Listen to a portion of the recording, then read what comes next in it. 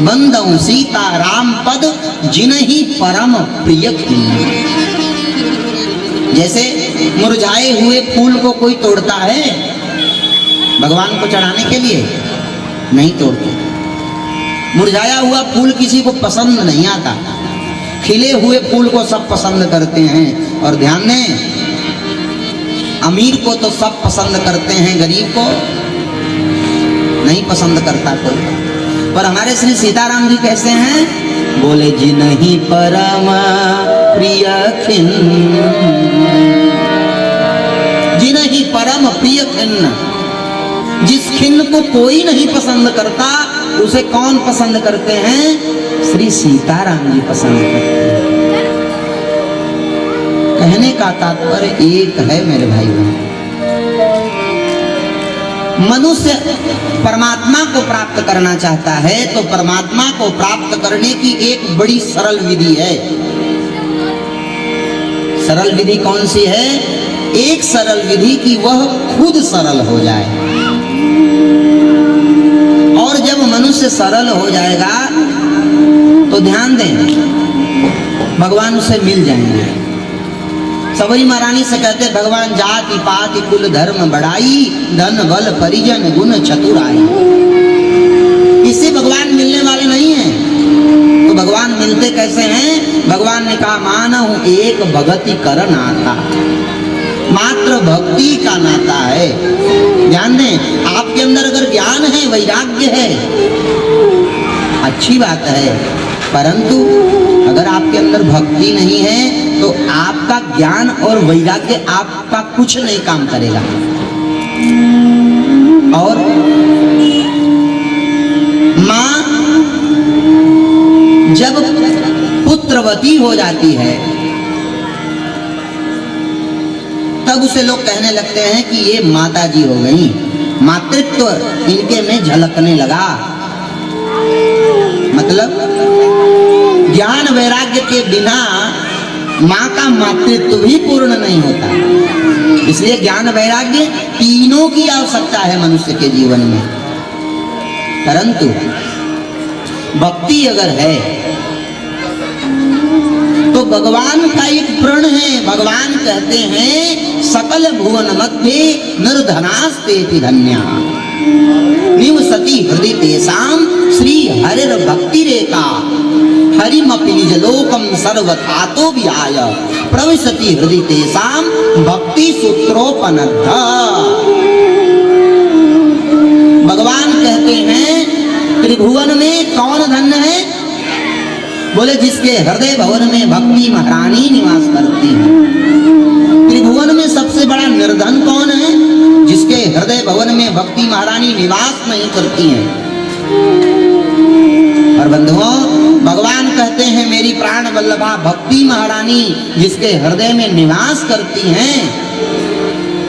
तो मैं इतना नहीं, अपने वैकुंठ को छोड़ देता हूँ और वैकुंठ को छोड़कर उसके यहाँ चला जाता हूँ जहाँ मेरी प्राण वल्लभा भक्ति महारानी विराजमान रहती हैं। हरिमपि निजलोकम सर्वथा तो विहाय प्रविशति हृदय तेषां भक्ति सूत्रोपनद्ध। मैं अपनी प्राण वल्लभा भक्ति के वशीभूत होकर के, चाहे वह रैदास का घर हो, चाहे कबीर दास का घर हो, या तुलसीदास जी का हो, या सबरी महारानी का घर हो, या विप्र सुदामा का घर हो, श्री विदुर जी महाराज का घर हो, महाराज भगवान बड़े भाव से, बड़े प्रेम से भक्ति के वशीभूत होकर के प्रभु चले जाते हैं। हरिमपि निजलोकम सर्वथा तो विहाय। बंधुओं, राम जी की कथा सबसे प्रिय किसे लगती है?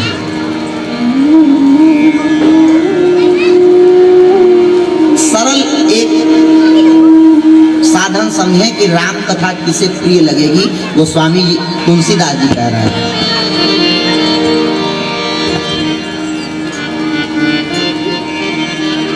गुरु पद प्रीति नीति रति जे,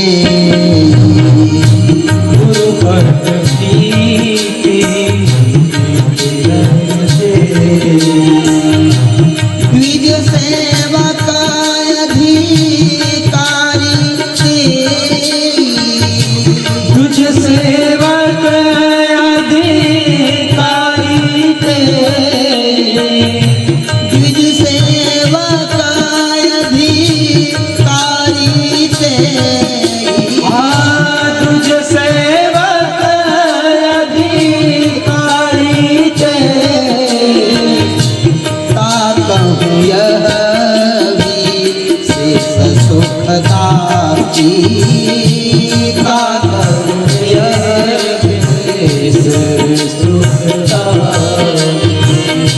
जाहि प्राण प्रिय श्री रघुराई, जाहि प्राण प्रिय श्री रघुराई।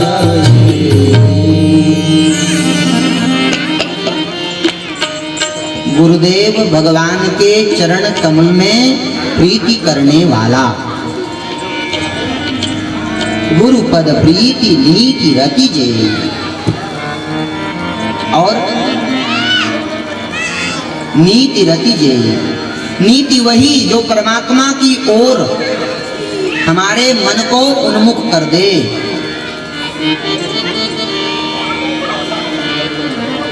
गुरुदेव भगवान के चरण कमल में अखंड जो प्रेम करने वाला है, ब्राह्मणों का सेवक है, द्विज सेवक अधिकारी के, आप कहूँ यह विशेष सुखदाई। उसको यह कथा बहुत अच्छी लगती है। किसको? जिसके हृदय में श्री सीताराम जी महाराज विराजमान होते हैं। श्री सीताराम जी के चरणों में अखंड प्रेम होता है। और मान लिया कि श्री सीताराम जी के चरणों में अखंड प्रेम नहीं हुआ तो उसे भगवान की कथा अच्छी नहीं लगती। बोले कैसे अच्छी नहीं लगती? तुलसी पूरब जन्म के पाप ते हरि चर्चा न सुआ, जैसे ज्वर के ताप ते भोजन की रुचि जा। जब आपको बुखार आता है तो आपको प्रसाद अच्छा लगता है, भोजन अच्छा लगता है? नहीं अच्छा लगता। जैसे ज्वर के तापते भोजन की रुचि जात, उसी प्रकार से तुलसी पूर्व जन्म के पापते हरि चर्चा न सुहा। पूर्व जन्म का संचित प्रारब्ध रहेगा, आपको हरि कथा अच्छी लगेगी। पूर्व जन्म का संचित प्रारब्ध ठीक नहीं रहेगा, भगवान की कथा आपको अच्छी नहीं लगेगी।